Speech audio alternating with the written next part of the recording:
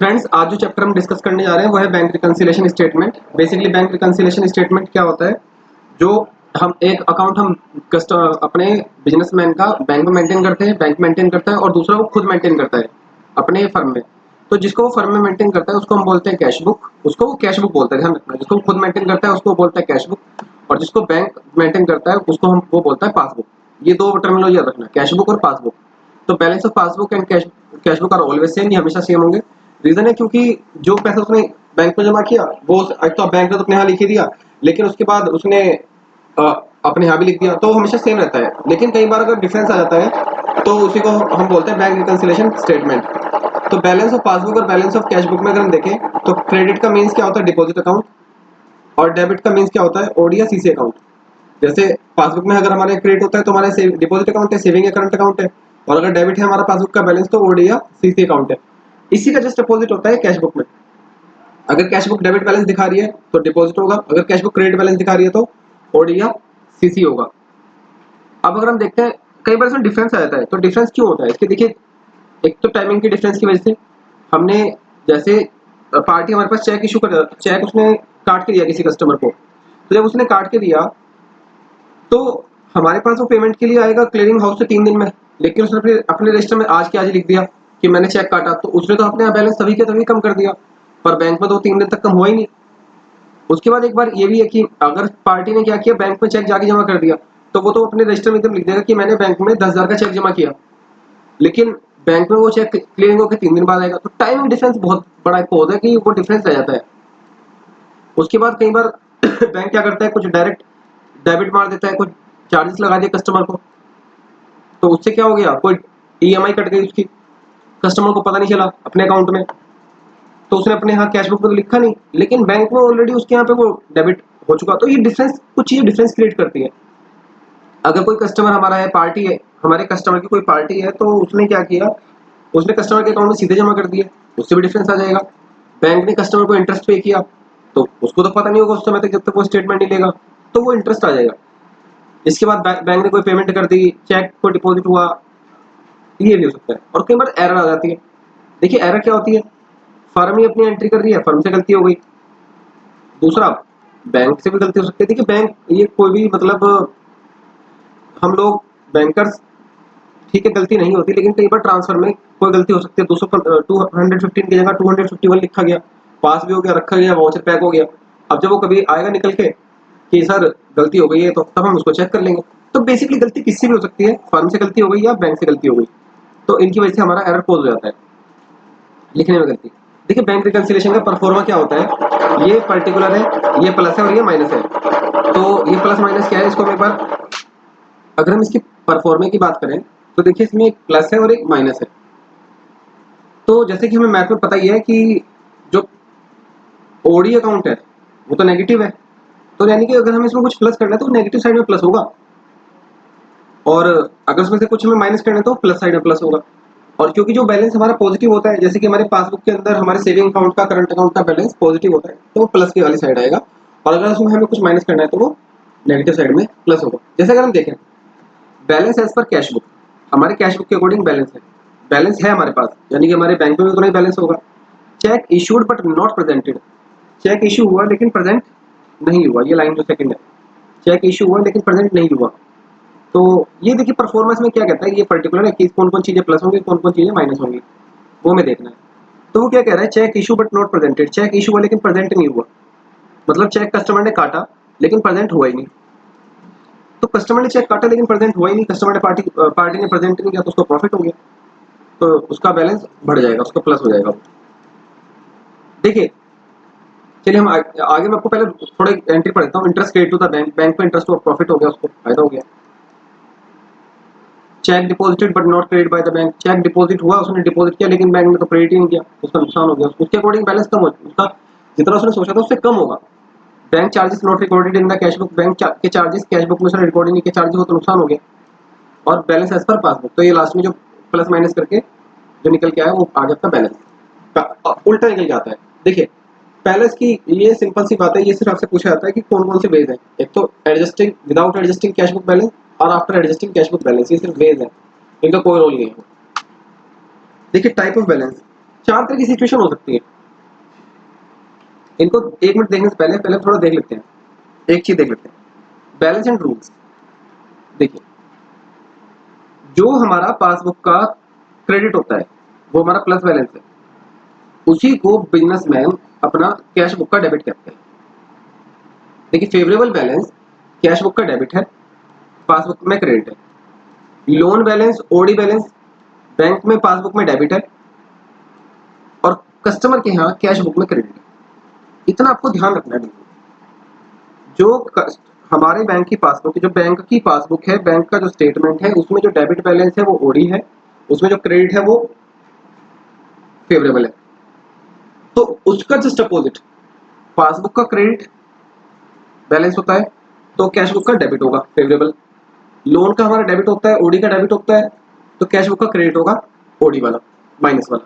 तो यानी कि हम कैश जो फेवरेबल है उसको प्लस से शो करते हैं और जो ओडी है उसको माइनस से शो करते हैं।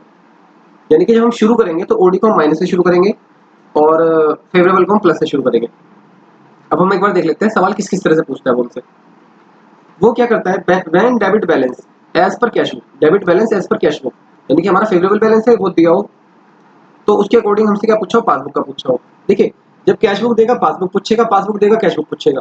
उसने क्रेडिट बैलेंस दिया पासबुक का, क्रेडिट बैलेंस पासबुक का, तो ये भी फेवरेबल है। उसने क्या पूछा, and the balance as per cash book is ascertain, ये पूछा गया है। उसने क्रेडिट बैलेंस दिया कैश बुक का, कैश बुक का क्रेडिट बैलेंस, यानी कि उसके अपोजिट क्या हो गया, पासबुक का डेबिट, यानी कि ओडी बैलेंस है, अनफेवरेबल बैलेंस है या ओवरड्राफ्ट बैलेंस है। तो यहाँ पर क्या, ये हमें निकालना है कि अब बताइए पासबुक के अकॉर्डिंग क्या बैलेंस होगा। फिर इस बार इसने क्या किया, पासबुक के अकॉर्डिंग डेबिट बैलेंस दिया है और उससे हमें कहा गया कि कैश बुक के अकॉर्डिंग बैलेंस निकालो। तो ये हमने देखा कि पासबुक का क्रेडिट और कैश बुक का डेबिट दोनों फेवरेबल बैलेंस है, पासबुक का डेबिट और कैश बुक का क्रेडिट ये दोनों ओवरड्राफ्ट बैलेंस है, यानी कि दोनों नेगेटिव बैलेंस है। इसके बाद इनका एक शॉर्टकट आपको याद रखना है। देखिए, शॉर्टकट ये है कि जो आपको याद रखना है, पासबुक का डेबिट और कैश बुक का डेबिट, पासबुक का डेबिट और कैश बुक का डेबिट, ये मेरे साथ बोलिए, पासबुक का डेबिट और कैश बुक का डेबिट, इससे सवाल शुरू हो। यानी कि अगर ये टॉप पर पासबुक का डेबिट और कैश बुक का डेबिट, हमारे सवाल इससे शुरू हो, यानी कि हमारी कौन सी सिचुएशन है, पासबुक का डेबिट यानी कि ओवरड्राफ्ट, ओवरड्राफ्ट ये वाली फोर्थ सिचुएशन, और कैश बुक का डेबिट यानी कि फर्स्ट सिचुएशन। अगर ये सिचुएशन हमें उसने दी हो तो जितने भी खर्चे होंगे, जितने भी हमारे नुकसान होंगे, जितने भी हमारे लॉस होंगे, उन सबको माइनस कर देंगे। वही करते हैं, जितने भी हमारी इनकम होगी, जितना भी हमें फायदा हो गया वो हम प्लस कर देंगे। एग्जाम्पल लेते हैं, जैसे चेक डिपॉजिट हुआ, चेक हमने डिपॉजिट किया,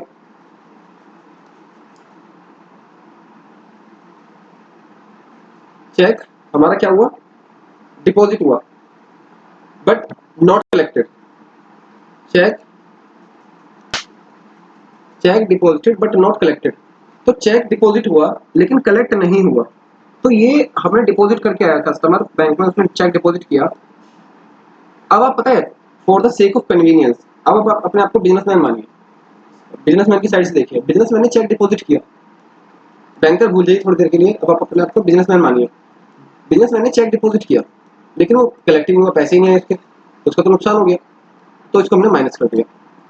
चेक इशूड, बिजनेसमैन ने चेक कटा बट नॉट प्रेजेंटेड, वो उसने सामने वाले ने प्रेजेंट ही नहीं किया, तो उसने उसको प्लस कर दिया। मतलब ये ध्यान रखना है, पीबी का डीआर और सीबी का डीआर, पीबी का डीआर यानी कि ओवरड्राफ्ट, सीबी का डीआर यानी कि फेवरेबल बैलेंस। अगर उसने हमें ये दिया हो, कैश बुक का डेबिट बैलेंस है नहीं, कैश बुक का फेवरेबल बैलेंस, ये अगर उसने हमें दिया हो और उसके बाद उसने हमें पासबुक निकालने को कही हो, या पासबुक का डीआर दिया और कैश बुक का सीआर निकालने को कहा हो, तो हमें खर्चे माइनस करनी है और इनकम प्लस करनी है। ध्यान रखना, पीबी का सीआर और सीबी का सीआर इसके जस्ट अपोजिट है, यानी कि उनमें जो खर्चे होंगे वो प्लस होंगे, इनकम जो होगी वो माइनस होगी। और ध्यान रखना, ओडी में जो अगर हमें कुछ चीज प्लस करनी हो तो वो नेगेटिव साइड में होती है, क्योंकि माइनस की जो, अगर माइनस टू में अगर मुझे 3 प्लस करनी है तो -2 प्लस, तो +3 करूंगा तो वो 1 को बैलेंस आ जाएगा, लेकिन मुझे प्लस की तरफ दिखानी है तो मैं माइनस की तरफ ही लिखूंगा, -2 फिर -3 यानी कि -5। और माइनस में जो माइनस है ओडी अकाउंट में जो माइनस है वो पॉजिटिव साइड में होता है।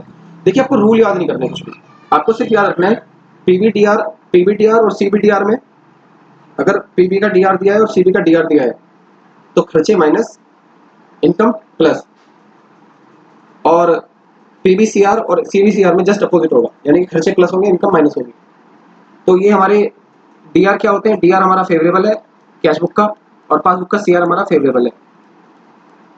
कैश बुक का डीआर हमारा कैश बुक का सीआर हमारा ओडी है और पासबुक का डीआर हमारा ओडी है।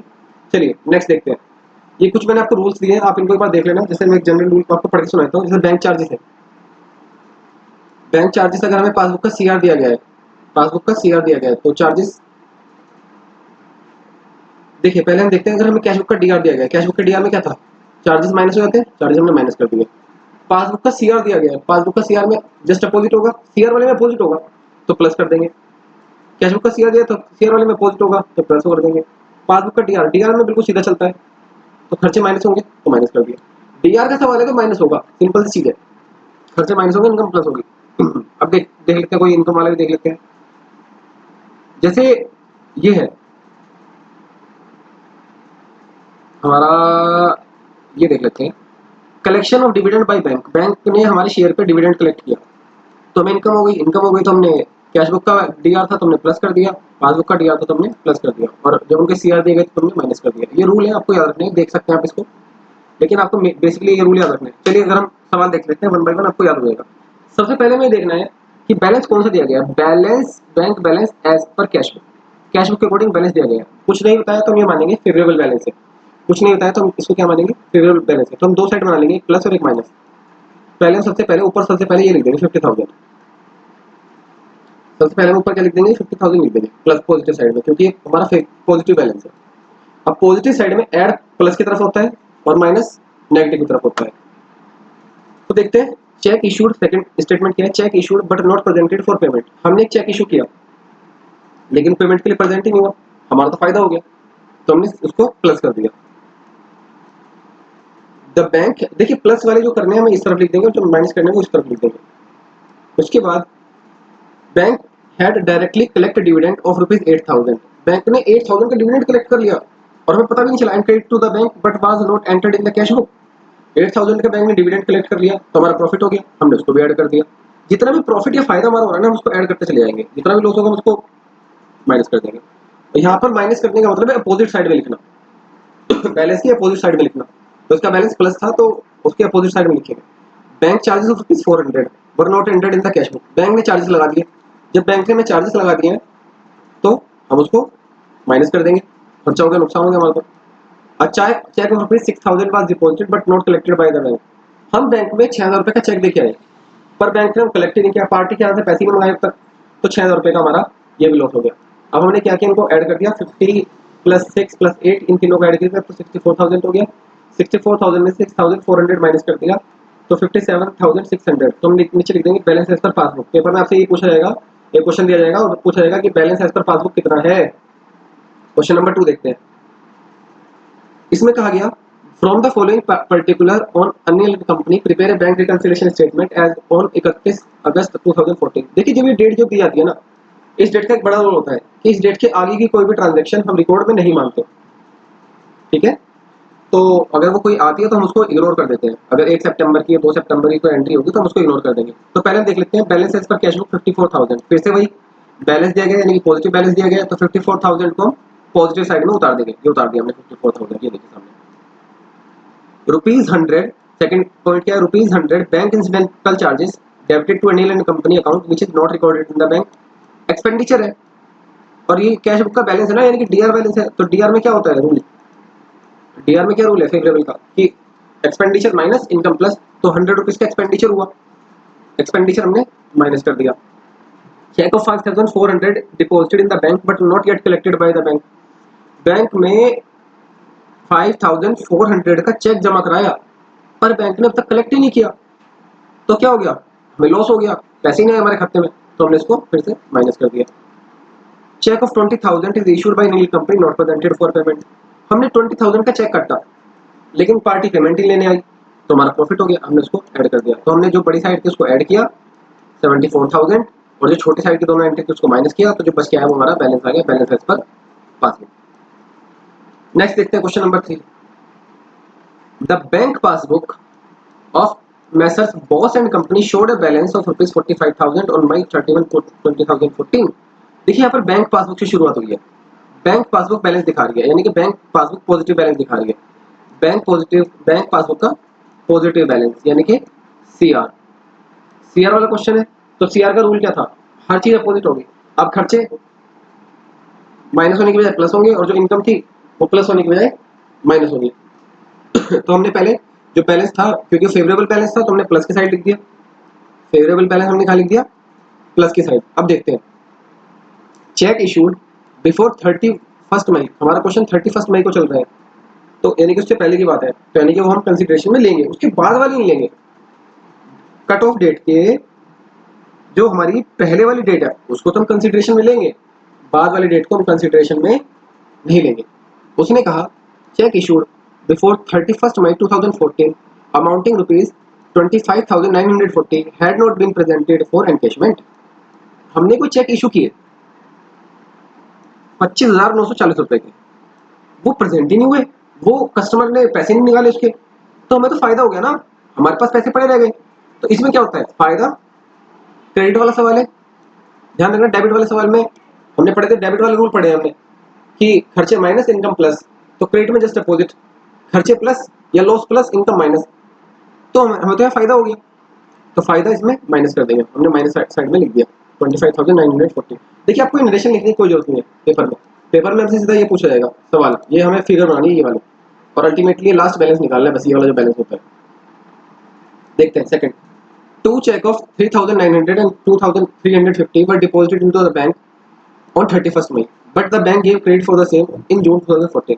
हमने बैंक में 2 चेक जमा किए पर बैंक ने क्रेडिट दिया जून में।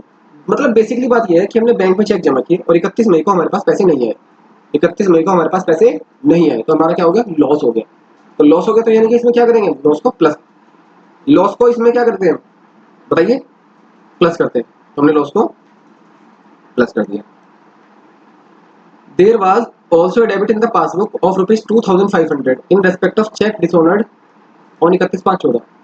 चेक डिसऑनर्ड के बैंक ने हमें चार्जेस लगा दिए, चार्जेस लगाए तो हमारा फिर से लॉस हो गया। तो इसमें लॉस क्या करेंगे, क्योंकि क्रेडिट वाला सवाल है अपोजिट होगा, तो यानी कि हम इसको भी प्लस कर देंगे।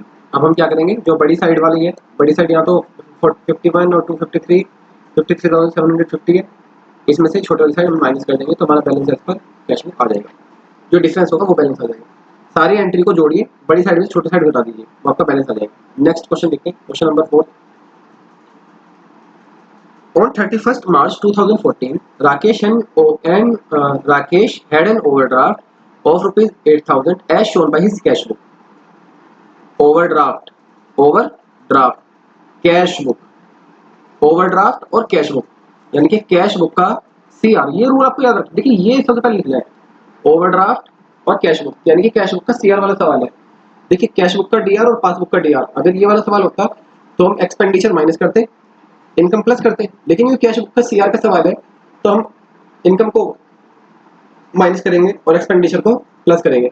देखते हैं, cheque amounting to rupees 2,000, cheque amounting to rupees 2,000, पहले 8,000 का बैलेंस है, ओवरड्राफ्ट है। देखिए ओवरड्राफ्ट है, ओवरड्राफ्ट को हम किस तरफ लिखेंगे, नेगेटिव की तरफ, पहले तो चीज ध्यान रखिए, ओवरड्राफ्ट का बैलेंस क्या होता है, नेगेटिव। और अब ओवरड्राफ्ट में जो चीज प्लस होनी है वो नेगेटिव में प्लस होगी, ओवरड्राफ्ट बैलेंस है, और ओवरड्राफ्ट में जो चीज माइनस होनी है वो प्लस की तरफ होगी, क्योंकि माइनस का तो यही रूल है ना, मैंने आपको बताया था, ये आपने हमने पढ़ी रखा है सबने कि जो नेगेटिव में अगर हमें -3 में अगर हमें 2 प्लस करने हैं तो वो 2 भी माइनस का होना चाहिए, तो यानी कि वो नेगेटिव साइड में प्लस होगा। देखते हैं, cheque amounting to ₹2,000 had been paid in by him but were not collected by the bank. Cheque deposited but check amounting to ₹2,000 had been paid in him by bank were not collected by the bank। उसने क्या किया कि 2,000 के जो check थे वो उसने were not collected by the bank, यानी कि उसने कोई 2,000 का चेक था उसने बैंक में जमा किया और बैंक ने कलेक्ट ही नहीं किया, तो उसके लिए क्या हो गया, लॉस हो गया।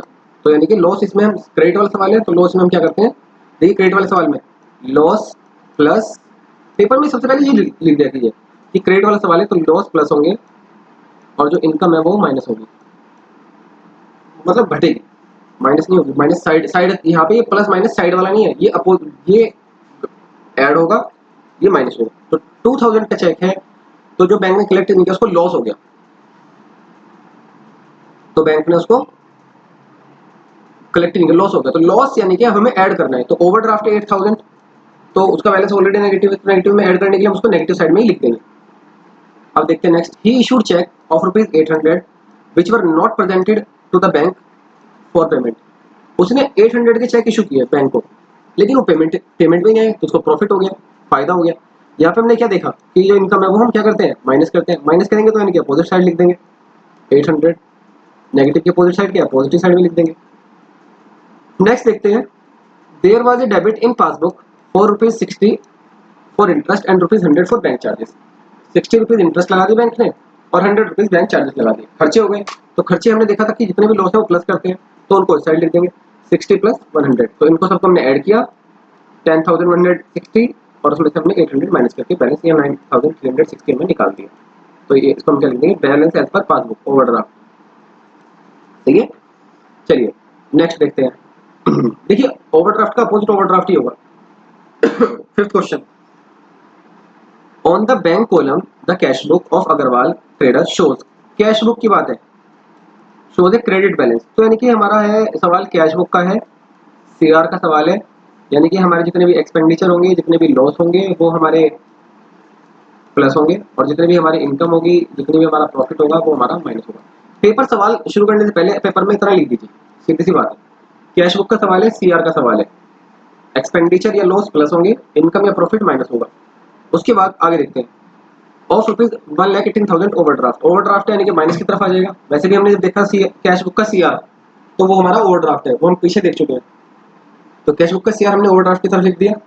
अब देखते हैं, cheque received and recorded in the cash book but not sent to bank for collection. हमें चेक रिसीव भी हुआ, हमने कैश बुक में चढ़ा दिया, लेकिन हमने बैंक भेजा ही नहीं, तो बैंक भेजा ही नहीं तो हमारा तो नुकसान हो गया, क्योंकि जब हमने बैंक ही नहीं भेजा हमारे पास पैसे ही नहीं आए, तो हमें क्या हो गया, एक तरीके का लॉस हो गया। तो लॉस को क्या करेंगे हम, प्लस करेंगे। प्लस करने के लिए हम क्या लिखेंगे, उसको सेम साइड लिखेंगे। प्लस करने के लिए हम उसको उसी साइड में लिख देंगे। पेमेंट रिसीव्ड, आप पता है ये भी कर सकते हैं एग्जाम में अपनी कैलकुलेशन के लिए, सिर्फ आपको बता रहा हूँ मैं, यहाँ पे आप अपने पेपर में प्लस लिख के सोल्व कर सकते हैं और यहाँ पे आप उसको माइनस लिख के सोल्व कर सकते हैं कि ये हम इनको जो प्लस करेंगे बस। चेक इशूड फॉर ₹1,75,200, बट ऐसा नहीं करना चाहिए, आपको इस तरह से भी ध्यान रख सकते हैं। वैसे ये भी कर सकते हैं कि ओडी में आप प्लस लिखें और यहाँ माइनस लिख दें, तो ओवरड्राफ्ट अगर प्लस होगा या तो इससे क्या होगा, इसमें प्लस हो गया, बैलेंस वही रहेगा, कोई फर्क नहीं पड़ेगा उससे। Check issued for ₹1,75,200 not presented for payment, 1,75,200 का कोई चेक था, आपने इशू किया लेकिन पेमेंट के लिए वो आया ही नहीं। जब पेमेंट के लिए वो नहीं आया तो हमें प्रॉफिट हो गया। अब प्रॉफिट इसमें देखिए हमने जो लेफ्ट साइड में बनाया है हमने, ये देखिए प्रॉफिट हमारा क्या होता है, ये प्रॉफिट होता है माइनस, तो माइनस वाली साइड ये हमारी, 1,75,200 हमने माइनस कर दिया। Interest of ₹8,800 charge by bank, bank ने 8,800 का इंटरेस्ट चार्ज किया, कर लिया जी, चार्ज कर लिया, तो हमें क्या हो गया, लॉस हो गया। तो लॉस को एक्सपेंसिव प्लस लॉस हम क्या करते हैं, प्लस करते हैं, तो हमने इसको प्लस कर दिया। उसके बाद हर साइड पर टोटल किया और बड़ी साइड में छोटी साइड हमने घटा दिया। क्लियर, चलिए नेक्स्ट क्वेश्चन देखते हैं। ये सेकंड एंट्री आ गई, payment received from a customer directly by the bank ₹27,300 but no entry was made in the cash book. Bank ने, कस्टमर ने, किसी ने डायरेक्ट जमा कर दी बैंक में, हमारा प्रॉफिट हो गया। तो इसमें हमने क्या देखा, इनकम या प्रॉफिट हम माइनस करते हैं, तो माइनस करने के लिए हमने उसको अपोजिट साइड में रख दिया। चलिए नेक्स्ट देखते हैं, question number 6, from the following particular of Asha and company prepare a bank reconciliation statement on 31 दिसंबर 2014। पहले हमने देखा ओवरड्राफ्ट एज पर पासबुक, यानी कि पासबुक का डीआर बैलेंस है, यानी कि जो हमारे एक्सपेंस होंगे वो माइनस होंगे, जो हमारी इनकम होगी या हमारी जो प्रॉफिट होगा वो हम उसको प्लस कर देंगे, सीधा चलेगा बिल्कुल। तो हमने पहले ओवरड्राफ्ट है, उसको ओवरड्राफ्ट वाली साइड लिख दिया। उसके बाद आया इंटरेस्ट ऑन ओवरड्राफ्ट, ओवरड्राफ्ट के ऊपर इंटरेस्ट लगा, तो हमारा क्या है, एक्सपेंडिचर है, एक्सपेंडिचर तो माइनस कर देंगे। माइनस करने के लिए हमने उसको, मैंने आपको आया था ओवरड्राफ्ट में इस साइड को प्लस कर सकते हैं, इस साइड को माइनस लिख सकते हैं अपनी कैलकुलेशन की सेक के लिए। तो interest on overdraft 2000, interest on overdraft 2000, तो ये क्या होगा, एक्सपेंडिचर है तो माइनस होगा, माइनस हमने कर दिया। Insurance premium paid by bank, bank ने इंश्योरेंस प्रीमियम पेड कर दिया, हमारे लिए खर्चा हो गया, तो खर्चा होगा तो फिर नुकसान हो गया हमारा, तो हम इसको माइनस कर देंगे, एक्सपेंडिचर माइनस होते हैं इसमें। Cheque issued but not presented for payment, cheque issue किया हमने, इशू जब भी लिखा होगा तो इसका मतलब है जो हमारा बिजनेसमैन है उसने काटा चेक, तो उसने एक चेक इशू किया लेकिन वो पेमेंट के लिए आया ही नहीं, 6500 का, 6500 का, तो उसमें क्या हो गया, उसको प्रॉफिट हो गया, प्रॉफिट हो गया तो यानी कि वो प्लस हो जाएगा, तो इस साइड आ जाएगा प्लस में। Cheque deposit but not get cleared, cheque deposit किया लेकिन पैसे आए नहीं, तो नुकसान हो गया हमारा, हमने इसको इस तरफ लिख दिया। और wrongly debited by bank, bank ने हमारे 500 रुपये और काट लिया और नुकसान कर दिया बैंक ने हमारा 500 रुपये का, तो हमने इसको भी माइनस कर दिया अपने बैलेंस से। तो ये हमारा, फिर हमने वही बड़ी साइड हमने अपनी ऐड की और उसमें से छोटे वाले सारे बैलेंस घटा दिए, जो घटा पिटा के जो बचा वो हमारा OD balance as per cash उल्टा निकलता है। पेपर में आपसे पूछा जाएगा ये निकाल के दिखाओ, 2 नंबर का सवाल आएगा सीधा। नेक्स्ट देखते हैं क्वेश्चन नंबर 7। देखिए ये क्वेश्चन मैंने सॉल्यूशन नेक्स्ट स्लाइड पे दिया है, एक बार आप इसको खुद से देखें करके कैसे कर सकते हैं। पहले देखिए, from the following particular prepare bank reconciliation statement on 31 March 2014। पहला भाई ये सवाल क्या है, debit balance as per cash book, तो सीबी डीआर है, ये सीबी का डीआर है, सीबी का डीआर मतलब जो एक्सपेंडिचर है, जो लॉसेस है वो हमारे प्लस होंगे, और उसके बाद जो हमारे इनकम है वो हमारी, सॉरी सीबी का डीआर है, एक्सपेंडिचर हमारा माइनस होगा और इनकम हमारे प्लस होगा, सीबी का डीआर मतलब सीधा चलेगा बिल्कुल। और ये हमें याद रखना है, बस ये सबसे बड़ी चीज़ हमें याद रखनी है कि जो भी डीआर होगा, पासबुक का डीआर हो चाहे सीबी का डीआर हो कैश बुक का डीआर हो, उसमें एक्सपेंडिचर या लॉस सीधे माइनस हो जाएंगे, इनकम सीधी प्लस हो जाएगी। तो और क्योंकि डेबिट बैलेंस है यानी कि फेवरेबल बैलेंस है, तो यानी कि इसको हम प्लस वाली साइड ही लिख देंगे, तो हमने इसको अपनी प्लस वाली साइड ही लिख दिया। ये देखिए नेक्स्ट पेज पे ये बना दिया हमने, प्लस वाली साइड में हमने इसको 10,000 को लिख दिया। अगला देखते हैं, a cheque of ₹1000 deposited but not, a cheque of ₹1000 deposited but not recorded in the bank. देखिए आप इसको पेपर में कैसे सॉल्व कर सकते हैं, पेपर में आप इसको सॉल्व कर सकते हैं, सीधा प्लस लिखा है हमने, ये प्लस होगा। A cheque of ₹10,000 1000 deposited but not recorded in the cash book, 1000 का चेक था, हमने डिपॉजिट किया लेकिन हमारे पास वो नहीं आया, डिपॉजिट किया लेकिन आया नहीं, तो जो हमने चेक वो क्या किया, डिपॉजिट किया है और हमने उसको रिकॉर्ड, तो ये जो 1000 है ये हमारे लिए क्या हो जाएगा, ये हमारे लिए प्रॉफिट हो जाएगा, क्योंकि हमने जब रिकॉर्ड ही नहीं किया हमें पता लग गया वाह हमने तो 1000 रुपये डिपॉजिट भी किए, तो हमारे लिए फायदा हो जाएगा। अगर हम बात करें कैश डिपॉजिट हुआ 2000 का, हमने कैश बुक में रिकॉर्ड कर लिया लेकिन बैंक में ऐसी कोई एंट्री नहीं थी, तो हमारे लिए क्या हो गया, नुकसान हो गया, क्योंकि जब बैंक में ही पैसे जमा हुए। अगर हम देखें हमने चेक इशू किया था 250 का और 205 रुपीज हमने कैश कॉलम में लिख दिए, देखिए कुछ हमने कहा लिख दिए कैश कॉलम में, ना कि कैश बुक में, हमने लिखे कैश कॉलम में, तो कैश कॉलम में कुछ नहीं होता, तो हमें इसको अब अपनी कैश बुक में लिखना है, तो कैश बुक में लिखेंगे, तो हमने चेक इशू किया था और 250 का था, तो हमारा यहाँ पे क्या हो गया, लॉस हो गया, तो हम इसको माइनस कर देंगे, सॉरी। उसके बाद हम देखते हैं next, the debit balance of 1500 on the previous day was brought forward as credit balance. Cash book का डेबिट बैलेंस था, मतलब हमारे फेवर में पैसे थे 1500 और हम उसको अगले दिन कैसे लिया, क्रेडिट लिया है, यानी कि हमने 3000 रुपये कम कर दिए।